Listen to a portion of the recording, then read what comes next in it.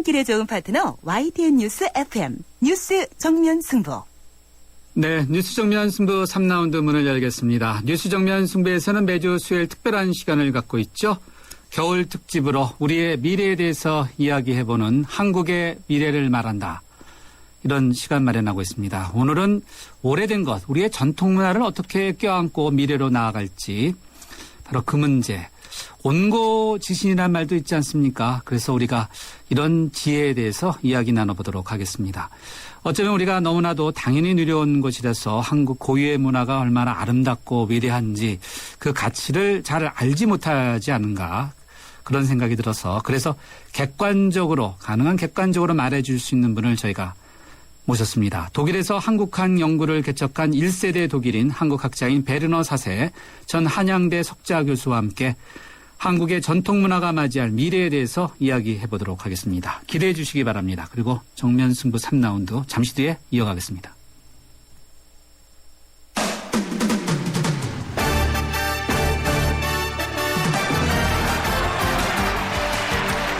네, 먼저 스포츠 소식 알아보겠습니다. 일간 스포츠의 이은경 기자 연결돼 있습니다. 이 기자 안녕하세요. 네, 안녕하세요. 축구 팬들은 박지성 선수가 대표팀에 합류하느냐 이게 초미의 관심사인데 힘들다 이런 이야기가 있나 보죠? 예, 박지성의 아버지 박성종 씨가요. 네. 오늘 그 박지성 선수의 올해 좀 스케줄에 대해서 좀 밝혔는데요. 먼저 네. 이제 오전에 좀 보도가 많이 됐기 때문에 그랬는데, 박지성 선수가 올해 5월 혹은 7월 이 둘 중에 이제 결혼 날짜를 잡을 예정이라고 이 아버지가 직접 밝혔습니다. 박지성 선수 지금 SBS 아나운서인 김민지 씨하고 이제 공개 열애 중인데요. 예. 글쎄요, 시즌 끝난 후에 결혼을 하겠다 이런 얘기는 이제 계속 했었는데 구체적으로 언제가 될지는 잘은 모르겠지만 5월 아니면 7월일 거다 이렇게 얘기가 나왔고요. 또 박지성 선수가 직접 운영하는 박지성 재단에서 매년 자선 축구대회를 개최를 합니다. 그런데 그 올해 축구대회 일정이요. 5월 31일 혹은 6월 1일 이틀 중에 하루고 장소 역시 동남아시아의 한 국가에서 열 예정이라고 합니다. 박지성 선수의 이런 개인 일정을 보면 올해 브라질 월드컵에서 박지성이 대표로 뛸 가능성이 거의 없다는 뜻이 되는데요. 그렇겠네요. 네. 예, 한국 대표팀이 이제 6월 중순에 개막하는 브라질 월드컵을 위해서 아마도 5월 초부터는 지금 이제 해외 전지훈련을 본격적으로 시작을 할 예정입니다. 따라서 5월 말에 박지성 선수가 자선 경기를 치르면은 그러면서 대표팀에서 뛰는 거는 사실상 불가능한 일이라는 얘기가 되고요. 박지성 같은 경우는 2011년 아시안컵을 마지막으로 대표팀에서 은퇴를 했는데 최근에 홍명보 감독이 박지성을 직접 만나서 대표팀 복귀에 관한 의사를 직접 들어보겠다 이런 얘기를 하면서 박지성이 드디어 대표팀에 복귀를 하는 게 아니냐 이런 기대감이 굉장히 커졌는데요. 아마도 이런 기대감이 현실이 되지는 않을 것으로 보입니다.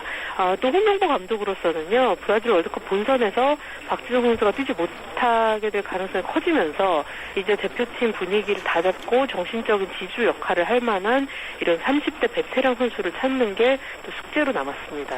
홍 감독의 고민이 깊어지겠네요. 네. 네. 쇼트트랙 대표팀이 소치 올림픽을 앞두고 유럽 전지훈련을 떠났죠? 예, 쇼트트랙 대표팀이 오늘 그 전지훈련지인 이 프랑스의 몽트로뮤라는 곳으로 출발을 했는데요. 이곳은 그동안 그 쇼트트랙 대표팀 전지훈련지로 많이 애용을 했던 곳이라고 합니다. 여기가 해발 1800m의 고지대인데요.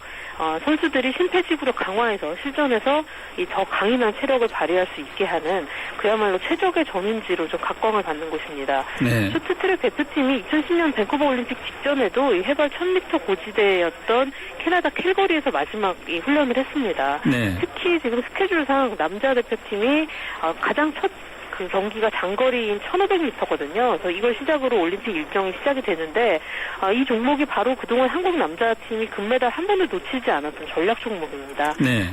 그래서 이 고지대의 훈련 효과가 1500m부터 좀 발휘가 돼서 쭉 좋은 이 페이스로 나갔으면 하는 바람이 있고요. 한편 또 이번 쇼트트랙 대표팀의 고지 훈련에는 스피드 스케이팅 장거리 대표이자 또 역시 과거 쇼트트랙 선수 출신인 이승훈 선수도 함께 동행을 했습니다. 네, 알겠습니다. 오늘 스포츠 소식 여기까지 듣겠습니다. 고맙습니다. 네, 감사합니다. 지금까지 일간 스포츠의 이은경 기자였는데요. 전화 상태가 좋지 않았습니다. 청취자 여러분에게 양해를 구하겠습니다. 교통 상황 알아보죠. 유보연 캐스터. 네, 정확한 정보를 전해드리는 뉴스 정면 승부 교통정보입니다. 지금은 돌발 구간들 주의하셔야겠습니다. 내부순환로 성수 쪽으로 정릉터널 안에 고장차가 있는데요. 때문에 성산램프부터 쭉 밀리고 있고요. 반대쪽 월곡램프 진출로를 중심으로 이동량이 많은 편입니다. 경부고속도로는 서울 쪽으로 반포나들목 부근에 고장차가 서 있는데 여파로 양재나들목부터 밀리고 있고요. 반대쪽으로는 한남에서부터 양재 지나는데 속도를 줄이고 있습니다.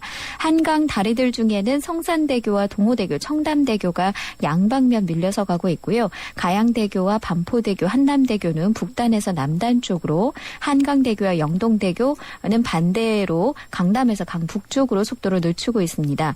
강남권에서는 강남대로가 양재역에서 논현역, 반대쪽으로는 강남역에서 뱅뱅 사거리 지나는데 속도 내기 어렵고요. 만나는 테헤란로가 삼성역에서 강남역, 반대쪽으로는 강남역에서 르네상스 호텔 앞까지 어렵고 계속해서 포스코 사거리에서 삼성역 지나는데도 더딘 흐름 보이고 있습니다. 동작대로는 이수교차로에서 이수역, 반대쪽 사당역에서 이수역 통과하기 어렵고요.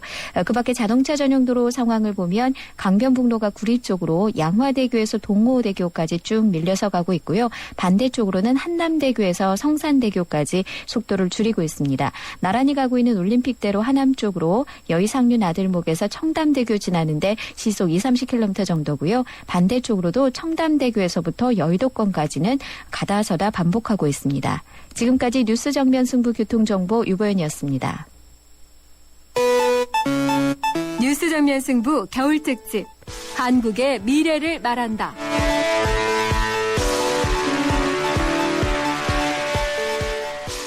흔히 밝은 미래를 위해 과거를 잊으라는 이야기들을 많이 하는데요. 정말 미래로 나아가기 위해서는 과거의 일들은 모두 청산해 버리는 것이 과연 옳은 걸까요? 과거의 소중한 가치를 껴안고 더 나은 미래로 나아갈 방법은 없을까요? 뉴스 정면 승부가 마련한 겨울 특집 한국의 미래를 말한다. 지난 연말부터 매주 수요일 이 시간에는 말 그대로 각 분야의 전문가들과 함께 우리의 미래를 그려보고 우리가 원하는 미래를 막기 위해 어떤 준비를 해야 하는지 이야기해보는 시간 마련하고 있는데요. 오늘은 독일에서 한국학 연구를 개척한 1세대 독일인 한국학자인 베르너 사세 전 한양대 석좌 교수와 함께 우리 전통문화가 맞이할 미래에 대해서 이야기 나눠보겠습니다. 스튜디오에 교수님 나오셨습니다. 안녕하세요. 네, 안녕하십니까. 네, 교수님 옷이 개량 한복 같아요. 개량 한복입니다. 편리하니까. 아, 그래요? 아, 편리해서 입으세요? 예. 정말로 편리해서 입으세요? 예, 편리하게. 네. 그리고 멋도 있는데. 네. 멋, 어떤 멋이 있습니까? 아니, 난 가려운 독일에서 네. 1년에 한 번씩 독일 갑니다. 네. 우리 손자를 좀 보려고. 네. 그래서 개량 한복 입고 다니니까 사람을 조금 이상하게 느껴. 독일에서 이게 뭐야? 물어보고 있어요. 네. 이 디자인 옷 어디 살 수 있느냐 물어보더라고. 디자인 옷이에요. 어디서 살 수 있느냐? 그럼 뭐라고 말을 해요? 한국에 가서 사야 된다고. 교수님, 앞서 저희가 독일에서 한국학 연구를 개척한 1세대, 예. 이제 이른바 원조 세대, 원조학자라고 했는데, 네. 왜 한국학을 공부하시게 됐어요? 난 어떻게 할까? 운명의 장난으로 난 한국에 왔어요. 우리 1966년에 네. 나주에서 비료공장, 호남 비료공장 만든 과정에 예. 우리 장인이 기술자로 나왔습니다. 그래서 그때는 일하신 분들이 기술 경험 없잖아요. 그렇죠. 농부들이야. 네. 그래서 문제가 많았습니다. 네. 그래서 우리 장인이 앞으로 한국을 발달을 위해서 제일 중요한 것이 애들의 교육, 애들의 기술 교육 아닌가 해서 기술학교 만들었어요. 네. 개인적으로. 예. 그래서 그거 돕기 위해서 나왔습니다. 66년에. 한국 문화 모르는 상태로 왔는데 이해할 수 없는 것이 많이 봤어요. 그래서 앞으로 그거 좀 공부하겠다고 그래서 30살 때 학교 다녔어요. 그러나 그때는 한국학 없었잖아요. 그렇겠죠. 네. 그래서 난 할 수 없이 일본학과, 일본 문학과 네. 또는 중국 문학과에서 한국 중심으로 공부하게 됐어요. 다행히 우리 교수님 네. 일본 학자이지만 한국에 대한 관심이 굉장히 많았는데 그래서 난 처음으로 한국학 박사 받았어요. 네. 독일에서. 예. 그다가 한국학과가 만들었어요. 자, 그러면은 장인어른이 전라남도에서 이제 기술을 가르치기 위해서 네, 그렇습니다. 갔을 때 그때는 한 50년 전인가 60년 전인가요? 66년. 아, 1966년. 예, 1966년. 뭐 거의 50년대가? 50년이 넘었네요. 어. 네. 대단하십니다. 네. 요즘 한옥에서 거주하신다고 들었는데요. 아, 그게도 맞아요. 난 한옥에 네. 관심 많았습니다. 한국 전통 문화 알기 위해서 한국 전통 집에서 살아야. 그래서 한국 그 한옥의 그 원칙 네. 알기 위해서 뭐 책 보는 것보다 직접 사는 것이 좋지 않을까 해서. 그렇겠네요. 그래서 난 우선 서울에서 1년간 발판동에 살았거든요. 네. 그래서 거기도 재미있었지만 전통은 서울에서 파악하기가 어렵잖아요. 네. 그래서 난 지방에 내려가서 담양군에서 예. 거기 3년간 한옥에 살았어요. 네. 담양에서도 한옥에서 사시고 예, 예. 한옥의 원리 그것이 무엇인가 알기 위해서는 직접 네, 그렇습니다. 거주하시면서 네네. 현지조사. 아, 현지조사 직접 주무시면서 예, 네. 그렇죠. 야, 이게 보통 교수님을 소개할 때 한국 사람들보다 더 한국인 같고 한국 문화를 사랑하는 외국인이라고 많이들 이야기하고 또 최근에는 민낯이 예쁜 코리안이라는 책을 내셨는데 예. 여기에도 보면 또 아픈 지적이 있어요. 한국인들은 양복을 입으면서 한복을 이야기하고 아파트에 살면서 한국의 아름다움을 이야기한다. 이렇게 지적하셨더라고요. 예, 예. 지금은 한국 사람들이 조금 뭐 돈도 있고 시간도 여유도 있어요. 그렇죠. 그래서 다시 자기 문화 찾는다. 그러나 도시 사람들 IT 또는 뭐 공업 시대 들어봤으니까 네. 농업 사회의 그 습관 보고 예. 이해할 수 없잖아요. 그래서 조금 상상적으로만 전통 문화 생각하고 네. 생각하고 있는데 그래서 난 그 과정에 여러 가지 문제가 생기니까 그 책 한 번 썼어요. 네. 그러면은 민낯이 예쁘다. 민낯이 예쁘다. 화장을 안 한 것이 민낯인데 이 제목 어떤 의미가 담겨 있습니까? 글쎄요. 지금은 많은 사람들이 자기 문화 보고 말은 너무 합니다. 네. 그 전통을 모르면서 자랑합니다. 네. 그러나 그 자랑 때문에 뭐 5,000년 역사. 말로는 그것은 그러는데 말로 아주 아름다운 말이잖아요. 네, 네. 아름답긴 하지만 사실 아니잖아요. 네. 그래서 그 외국 사람에게 이거 소개하면은 5,000년의 역사 직접 영어로 번역해서 5,000 years of history. 외국 사람 그거 듣고 야 한국 사람들 자기 문화도 모른다고. 아, 그래요? 네. 그래서 항상 문화 우리는 제일 네. 그렇게 얘기하잖아요. 그러나 난 그보다는 그걸 네. 화장하는 거잖아요.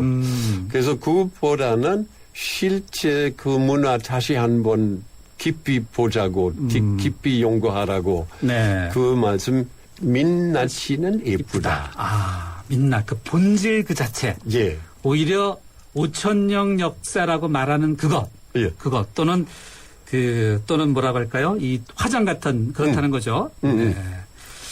자, 사라져가는 한국 전통 문화에 대해서 어쩌면 우리보다 더 아쉬워하는 것 같아요. 교수님께서. 근데 우리가 이 시간 한국의 미래에 대해서 이야기를 하고 있는데 그러면은 전통 문화의 본질을 아는 것과 또 미래로 나아가야 되는데 이 관계가 어떤 건지 궁금합니다. 우리가 미래로 나갈 때 전통 문화가 가치가 있습니까? 글쎄, 사람 자아, 아이덴티티, 네. 자아 위에서 자기 역사, 자기 문화도 알아야 하잖아요. 지금은 많은 사람들이 흔들리는 상태예요. 뭐 사찰도 많고 애들도 불편하게 살고 있고. 네. 그래서 거기서 극복하느라고 다시 자세하게 자기 문화, 자기 뿌리 찾는 거잖아요. 네. 그래서 앞으로는 그거 좀 강조하게 했으면 좋겠다고 사람을 안심하게 살기 위해서 뭔가 좀 안심하면서 또 그 가치를 제대로 찾아간다는 거죠. 네. 자, 그러면 그 전통 문화라는 것을 현대 문화로 이렇게 이어지게 하려면 어떻게 해야 됩니까? 지금 21세기잖아요. 네. 그래서 전통은 옛날 그대로 하면은 전통이 아니고 그것은 박물관이야. 네. 그래서 전통 살리기 위해서 그 전통 요소들 바꿔야 돼요. 전통은 항상 바꾸는 과정만 전통이에요. 아, 그래요? 네. 그래서 저 옛날 그대로 하면은 안 되고. 네. 그래서 바꿔야 돼요. 아. 그러나 어떤 기준으로 바꿔야 되느냐. 네. 전통 사회, 전통 문화 보고 네. 우리 알맞는 것이 어떻게 변화해서 예. 앞으로 나갈 수 있는가. 네. 그게 해야 돼요. 지금 교수님께서 전통이라는 것은 그대로 가져가는 것이 아니라 예. 바꿔야 나간다. 그러니까. 현대적으로 바꿔야 된다. 그것은 living culture. 리빙 컬처. 저게 살고 있는. 살고 있는 현재의 문화. 예. 거기에 맞게 가는 겁니까? 네. 지금 그러면 전통을 바꿔간다는 그 기준을 말씀해 주셨는데 예, 그렇습니다. 그 기준이라는 것이 현재 삶. 영어로 좀 이제 리빙 컬처. 그것이 기준인가요? 예, 예. 그러면요. 한옥에 살고 계신다고 했는데 그럼 한옥은 오케이. 어떻게 하면 돼요? 예를 오케이. 한번 들어주세요. 큰 아파트 빌딩에서 물론 외면은 콘크리트 있어야 되잖아요. 그렇죠. 든든하니까. 네. 안에는 왜 흙 또는 나무 쓰지 않아요? 예. 그래서 흙은 가령 그 습기 처리하는 거예요. 네. 그래서 한옥은 흙으로 만들었잖아요. 네. 그 흙은 지금 외면 말고 안에 하면 건강에 좋은 것이에요. 황토 그런 거 있죠. 예. 예. 바로 그런 건축을 할 때도 그런 것을 살려서 현대적으로 살려가는 것 자체가 전통 문화를 예. 현대 문화로 이어지게 하는 것이다. 예. 전통을 그대로 고수하는 그 자체가 중요한 것이 아니라는 거죠. 네, 그렇습니다. 그럼 개량 한복, 이 한복 짓고 입고 오셨는데 한복도 마찬가지인가요? 사람들 사고 방식에 한복이 불편하다고 하잖아요. 그렇죠. 한옥도 마찬가지로 불편하다 생각을 하고 그러면. 왜 불편하다고 생각하냐고 예복만 생각해요. 일반 생활하는 것이 아니고 예복. 예복이란 결혼식 이런데. 예, 그러나 예복은 어느 나라, 어느 문화에서 예복이 불편하잖아요. 그렇죠. 그래서 개량 한복, 일반 생활 쓸 수 있는 한복. 예. 그거 써야 돼요. 그것은 불편이 없습니다. 자, 지금 그러면은 이제 개량 한복에 대해서도 지금 불편함이 과거에 격식 있는 예복보다는 지금 입고 계신 자체가 크게 불편하지 않나 보죠? 네, 그렇습니다. 오늘 한국의 미래를 말한다. 1세대 한국 학자인 베르너 4세 전 한양대 석좌 교수와 우리 전통문화의 미래에 대해서 이야기 나누고 있습니다. 잠시 후 광고 듣고 다시 이어가겠습니다. 나랑 결혼해 줄래? 내 속까지 풀 스테인리스를 건강하고 깨끗하게 지켜주고 아껴주고 싶으니까 쿠쿠 풀 스테인리스 2.0 에코. 매일 너와 쿠쿠하고 싶어. 쿠쿠. 네, 오늘 뉴스 정면 승부 3라운드는 겨울 특집 한국의 미래를 말한다로 진행되고 있는데요. 베르너 4세 교수님과 뜻깊은 시간 여러분 함께 하시기 바랍니다. 1086님의 의견입니다. 라디오라서 교수님의 모습이 보이지는 않지만 개량 한복 입으신 모습을 생각하니 얼마나 멋스러우신지 모르겠습니다. 멋지십니다. 네, 진짜 멋집니다. 저 옆에서요. 네, 6621님은요. 한국 사람보다 더 한국 사람스러우십니다. 한국 사람스러우십니다. 네, 저희가 모르는 걸 많이 발견하고 계시죠. 네, 계속해서 뉴스 정면 승부 3라운드는 여기서 인사드리고요. 4라운드에서 찾아뵙죠. 서양 고전음악을 완성시킨 천재 작곡가 악성 베토벤. 그의 음악적 잠재력을 일깨워준 사람은 스승인 크리스티안 네페 선생님이었습니다. 네페 선생님은 지루한 이론과 반복적인 연습을 강요하지 않았습니다. 이탈리아와 프랑스, 독일의 유명한 오페라를 감상할 기회를 마련했고 어린 베토벤이 음악에 대해 더 깊이 느끼고 생각할 수 있도록 이끌었습니다. 가르치는 것이 아니라 깨우치는 교육, 아이들의 잠재력을 활짝 꽃피우는 우리 교육의 희망입니다. 이 캠페인은 I am the key, 눈높이 대교와 함께합니다. 살아있는 뉴스 깨어있는 있는 방송 한국의 뉴스 채널 YTN 뉴스 FM 뉴스 정면 승부 겨울 특집 한국의 미래를 말한다. 네, 오늘 한국의 미래를 말한다. 1세대 한국학자인 베르너 사세 전 한양대 석좌 교수와 함께 우리 전통문화의 미래에 대해서 이야기 나눠보고 있습니다. 교수님, 다시 이야기를 이어가기 전에 한국 노래를 아주 즐겨 부르신다고 들었는데 맞습니까? 예, 그렇습니다. 한 소절 한번 들어도 될까요? 부탁해도 될까요? 고은 선생도 나오셨죠? 그렇죠. 예. 그래서 고은 선생의 시, 네. 아주 아름다운 시 하나 있는데 네. 그 노래하겠습니다. 김민기 씨고. 알겠습니다. 고은 시인의 시를 바탕으로 한 노래, 김민기, 예. 가수 김민기 씨가 노래 부른 거죠. 네.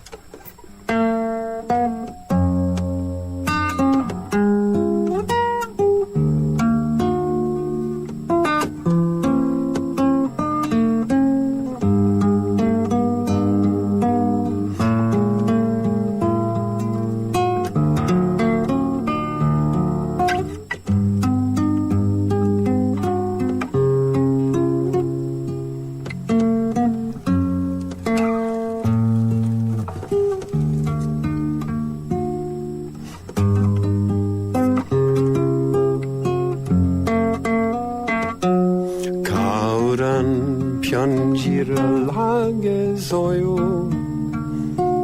누구라도 그대가 돼요. 받아주세요. 낙엽이 쌓이는 날 외로운 여자가 아름다워요.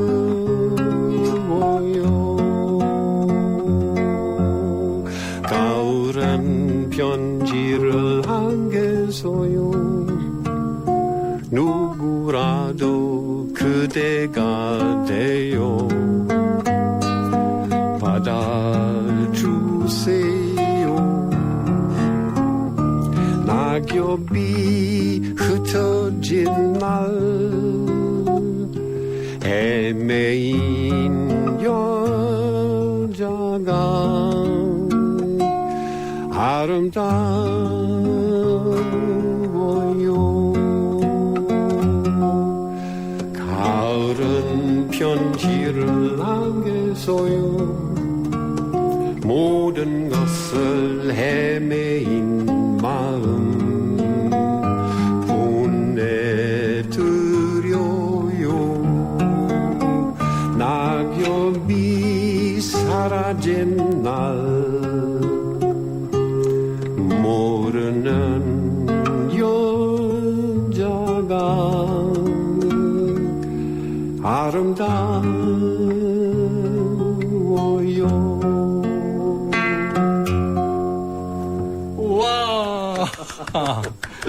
와.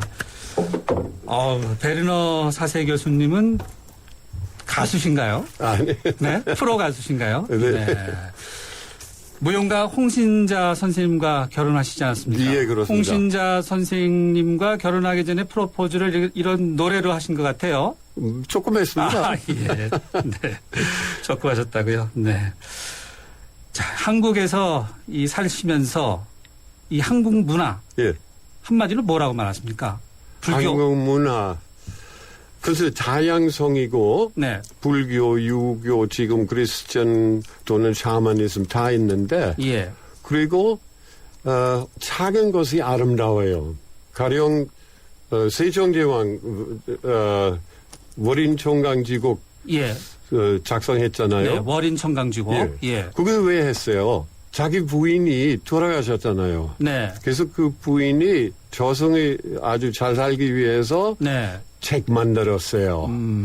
인도 가면은 예. 비슷비슷한 상태 그 왕이 뭐 했어? 큰 빌딩 썼어요. 네. 그래서 작은 것이 아름답다.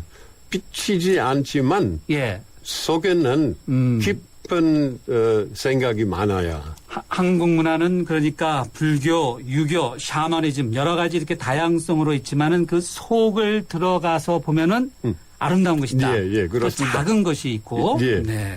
그 중에서 이제 유교가 한국 사회를 지배하고 있다 이런 이야기가 많아요. 또 보수적이다, 봉건적이다. 그래서 비판적인 의견도 많은데 네. 교수님 어떻게 생각하세요? 공자가 예. 보수적인 사람 아니었어요. 독재주의자도 아니었어요. 공자가 예. 혁명주의자였어요. 공자가 보수적인 사람이 아니라 혁명주의자라고요? 예. 오, 처음 듣는 얘기인데요. 뭐 가령 봉건 사회에서 예. 가족 내에 큰 뭐 힘 있는 가족 내에 사는 사람 지배하면 안 되고 지식 있는 사람, 예. 자기를 좋은 사람으로 양성하는 사람, 그 사람 어느 집에서 태어나도 지배권 들어갈 수 있다는 그런 말 했어요. 공자가 그러니까 혁명적이라는 것이 지식 있는 사람, 자기를 계속해서 발전시켜서 네. 좋은 사람으로 만들어서 지식을 네. 갖출 때 네. 그것이 바로 좋은 사회를 만들 수 있다. 예. 그래서 가족 관계 없이. 그러니까 끊임없이 자기를 발전시켜야 된다는 거네요. 예, 그렇습니다. 자기를 허물고. 그래서 뭐 정치가들 네. 지금 정치가들 뭐 한번 비교해 보세요. 아, 현재 한국의 정치가들과 비교해 보면은 끊임없이 이 변화하거나 예. 자기를 좋은 식으로 하는 것과는 거리가 멀겠네요. 모르겠습니다. 아, 한국 정치 여전히 계속 싸우고 그러는데, 네. 유교 문화는 그런 것이 아니라는 거죠? 예, 그렇습니다. 한국인들 참 경제적으로 많이 발전했는데, 예. 아직도 이렇게 행복하다고 느끼는 경우가 굉장히 적어요. 실제 조사해 보면 불행하다고 느끼는 경우가 많은데, 네네. 민주화도 상당히 이뤘는데도, 왜 그렇습니까? 사람들이 너무 바빠요. 성질이 너무 바쁘게 됐어요. 항상 또 많은 거 필요하고 항상 빨리 가야 된다고. 그러나 그보다는 행복하게 살기 위해서는 조용하게 조금 뜻깊게 생활해야 돼요. 한국 사람들 이 불행이라는 것이 너무 빨리빨리 그리고 뭔가 너무 많이 가지려고 하는데 그것이 아니라 조금 더 천천히 네. 여유를 갖고 조용히. 옛날에 아주 아름다운 인사말이 있었어요. 뭐죠? 슬슬 가십시오. 설설 가십시오. 예. 한국에, 아주 아름다운 말이에요. 한국에 헤어질 때 네. 천천히 설설 가십시오. 네. 그것이 그런 한국의 요즘 말하는 천천히 가는 문화, 네. 슬로우 문화. 예, 맞습니다. 그러고 보니까 그거를 제대로 생각을 못하고 사는 것이 아닌가 생각이 드네요. 네네. 네. 사람은 너무 바빠요. 항상 뛰어갑니다. 뛰어가고 슬로우. 예스. 네. 여유 있게. 예스. 네. 그리고 조용하게 살아야 돼요. 그것도 중요합니다. 사람들은 항상 음악 없으면 뭐 TV 꺼지면은 불안 상태 들어갑니다. 네. 심심해서 그러나 그 심심이 정말 아주 중요한 시간이에요. 네. 심심할 때 아직 생각하지 않는 생각이 갑자기 듭니다. 한국 사람들 그렇죠. 뭔가 텔레비 꼭 켜놔야 되고 시끌시끌해야지 뭔가 자기가 이 세계와 링크된 것 같은 느낌을 하는데 예. 교수님 말씀은 조금은 좀 더 조용히 예. 여유를 갖고 자기를 생각해보는 그런 것이 필요하다. 예, 맞습니다. 그러면은 한국인들이 잘 살기 위해서 책에 여러 차례 언급해 주셨는데 한국인들이 과거와 미래에만 산다라고 언급했는데 그 뜻은 무슨 뜻입니까? 두 가지 단어 다시 배워야 돼요. 뭐죠? 하나는 여기, 하나는 지금. 가령 지하철 타려면은 사람들 뭐 해요? 핸드폰 놓고 핸드폰만 보고 있습니다. 네. 그러나 옆에 사람들 재미있는 사람들 많은데 그 관심 없어요. 그냥 이 기계만 봅니다. 그렇죠. 그리고 뭐 여행할 때 예. 만약에 뭐 기차 타고 한 3시간, 4시간 가면은 네. 사람 뭐 해요? 잡니다. 네. 자죠. 네. 그러나 실은 네. 창문 밖에 네. 경지가 바꾸고 경치를, 있는데 네. 그거 상관없어요. 그래서 지금은 살진 않아요.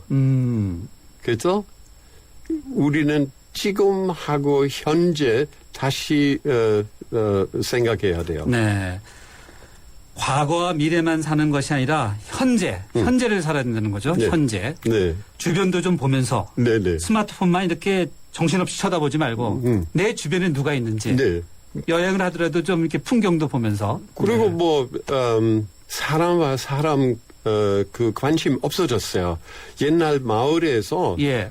어디 사람 지나갈 때는 인사했잖아요. 네. 지금은 뭐 엘리베이터 가령 네. 타면은 인사하세요? 한국 사람들 인사 잘 안 하죠. 안 하죠. 내가 저기 눈 인사도 좀 잘 안 하죠. 네. 짧은 시간이라도 네. 조그만한 엘리베이터에서 같이 있으니까 들어갈 때는 인사하는 것이 좋지 않을까? 네. 좋아요. 좋죠. 네. 근데 난 인사할 때 사람을 막 움찔한다 이거죠. 엘리베이터 좁은 공간 안에서. 또 네. 여자분이면 무서워야 돼요. 왜 인사해? 그냥 들어와서 사람 만났으니 네. 인사합니다. 네. 한국 사람들이 엘리베이터라는 좁은 공간에서 인사를 안 하는 부분들. 이제 사세 교수님 보실 때는 과거에는 그렇지 않았을 거라는 거죠. 그렇죠. 네. 네. 지금도 마을에서 항상 인사하잖아요. 어디 갔냐고, 어디서 갔다 왔냐고, 네. 그 뭐 내용은 없는 말이지만 그렇죠. 친절하니까 기분 좋죠. 그렇죠. 쓸데없는 건 물어보냐. 속으로 그러는 분들이 이제 현대 도시 생활이죠.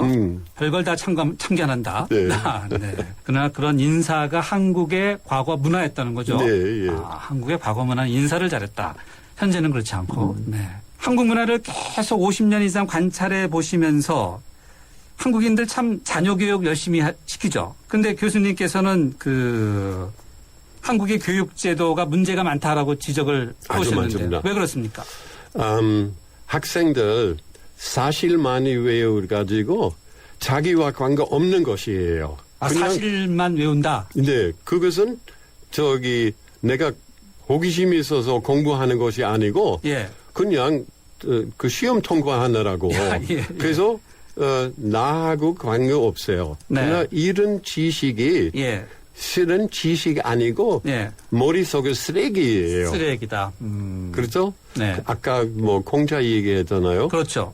공자는 무슨 말 했냐고. 자기를 자꾸 변화시키기 위해서 공부한다 시직 그랬죠. 많고 생각 없는 것이 소용없어요. 생각만 하고 지식 없으면 또 소용없어요. 네. 둘 다 있어야. 사실만 잔뜩 외우고 시험을 통과하기 위해서 그럼요. 하는데 그리고 결국 통과해서 잊어버려요. 그리고 시험을 패스하는데 잊어버린다. 쓸모있는 지식이 아니다. 그러니까 쓰레기다는 거죠. 나하고 뭐 관계 없으니까 그냥 시험 관계만 해요. 시험을 위해서만 보는 지식이다. 요즘 창의성 그러는데 한국에서 크리에이티비티요. 예.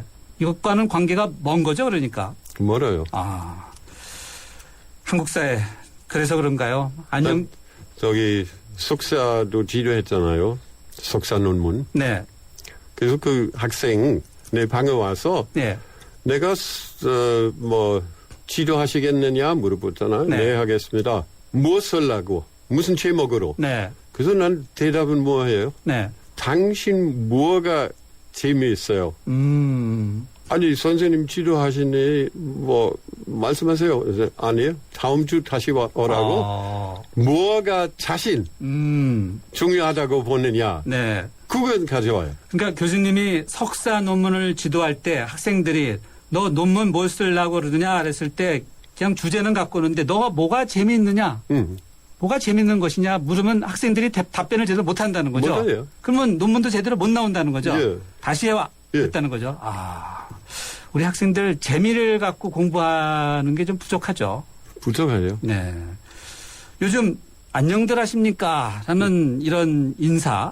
이제 한국 사회에 이제 한 그런 신드롬처럼 있는데 앞서 한국의 정치인들이 자기를 발전시키지 못한다. 한국의 유교 문화는 그런 것이 아니다고 언급해 주셨는데 한국의 민주주의 또 독일과 비교해 봤을 때 어떻습니까? 또 분단국이라는 점은 공통점인데. 많은 사람들은 우리 지금 그 민주주의 여러 가지 문제가 많으니까. 예. 그러나 실은 민주주의 한 번 그 단계 들어가서 계속 있는 것이 아니고 날마다 다시 싸워야 돼요. 그렇죠? 그래서 우리 지도자들 정치인들 잘 보고 잘못이면 우리 잘못이라고 얘기해야 된다고. 그러나 많은 사람들은 낙심해서 아니 얘기해도 사람들은 변하지 않다. 그렇게 보고 있어요. 그건 네. 잘못이에요. 민주주의라는 것은 날마다 자꾸 이렇게 변화시켜 가야 된다. 지도자들이 잘못하는 것은 지적을 해줘야 된다. 가만히 있으면 변할 수 없다는 거죠. 민주주의도 이렇게 발전시켜 나가야 된다. 네. 그러나 사람들 정치 실은 네. 재미없어요. 그냥 이 사람도 저거 했다만 하는데 태도는 바꾸지 않아요. 그건 문제예요. 정치인들이 무엇을 했다만 하지 실질적으로 뭔가 변화시키는 태도 그건 없다라는 거죠. 네. 그렇습니다. 교수님이 힐링 페스티벌을 계획하고 네. 있으시다고 들었는데요. 예, 뭐죠? 예. 어디서 언제 합니까? 그것은 6월에 제주도에서 할 거예요. 제주도 돌문화공원에. 네.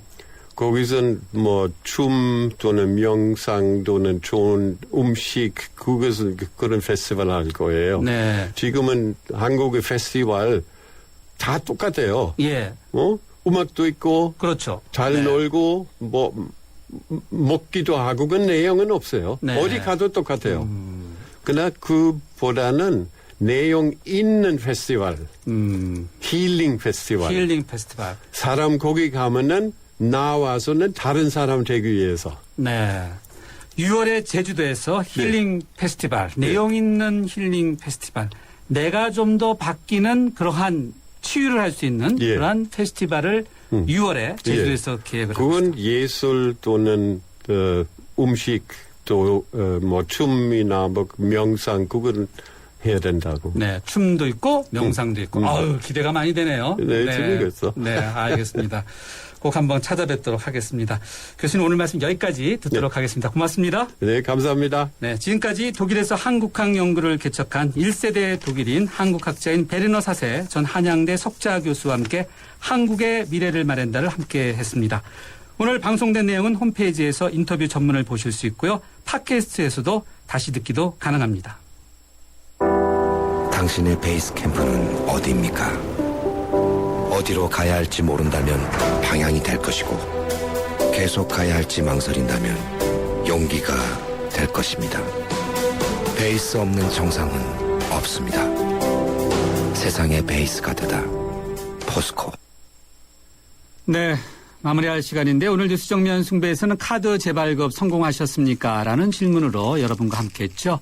1323님은요. 예스 농협카드 사용자입니다. 어제 가서 금방 했습니다. 직원들이 개인정보 유출 문제에 대한 책임의식이 필요할 것 같습니다. 그리고 강력한 처벌이 필요하다고 생각합니다. 라고 의견 주셨고요.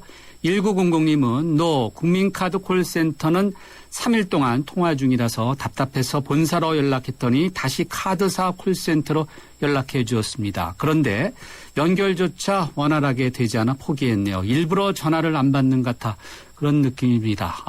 네. 안 되겠네요. 네. 오늘 제작진이 자체 집대한 결과는 2대8의 비율로 노라는 의견이 많았습니다. 저희 그리고요 잠시 뒤에 박근혜 대통령이 스위스 다보스 포럼에 참석하고 있는데 관련된 연설 직접 들어보시도록 하겠습니다.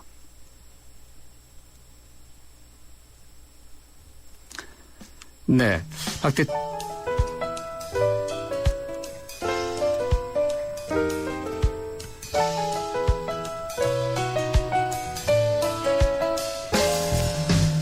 네, 박근혜 대통령이 세계 최대 경제인 다보스 포럼 참석을 위해서 스포츠 다보스에서 현재 연설을 하고 있는데요. 잠시 후에 관련된 특집 YTN 텔레비전과 라디오 동시에 전해드리겠습니다.